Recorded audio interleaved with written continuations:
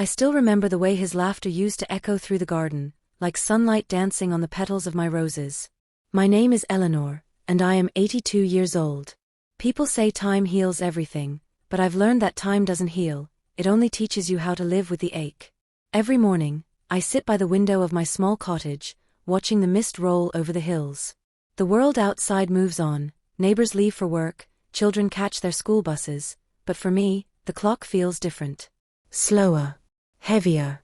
Every tick feels like a whisper of the past I can't let go of. You see, there was a time when my world was full of color, laughter, and promise. I was just 19 when I met William.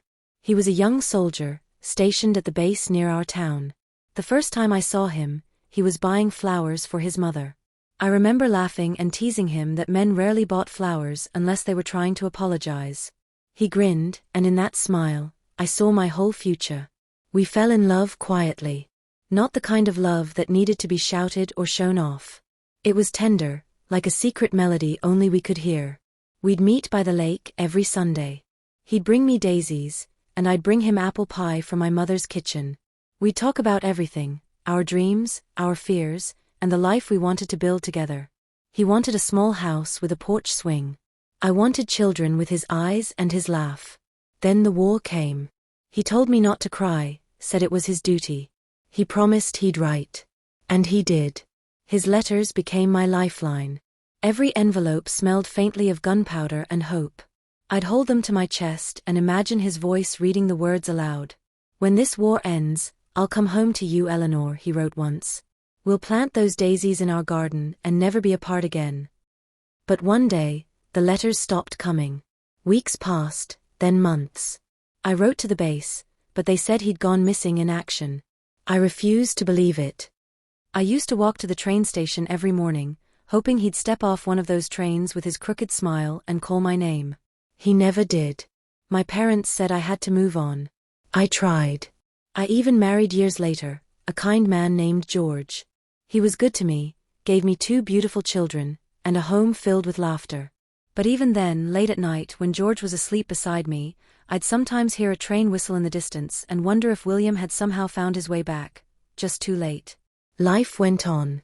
My children grew up, moved away, started their own lives. George passed 10 years ago. And now it's just me. Me and the ghosts of all the things I never said. Last winter, I found an old wooden box in the attic. Inside were the letters I had written to William but never sent. Dozens of them, pages filled with love, longing, and anger. I had written to him every week for 2 years after his last letter came. I told him about my loneliness, my fears, my marriage, my children, and how even then, a small part of me still waited for him. As I read them, tears blurred the ink. I realized that in all these years, I had never stopped loving him. Not truly. A few days later, a knock came at the door. A young man stood there, no older than 25. He introduced himself as Michael, and he said he was William's grandson. My heart nearly stopped. He told me his grandfather had survived the war but was badly injured. He had spent years in hospitals, then later moved west.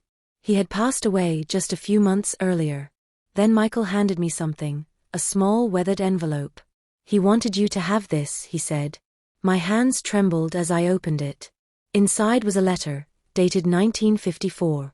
It read, "My dearest Eleanor, I don't know if this will ever reach you. The doctors say I may never walk again, but the only thing that hurts more than my wounds is the thought of losing you.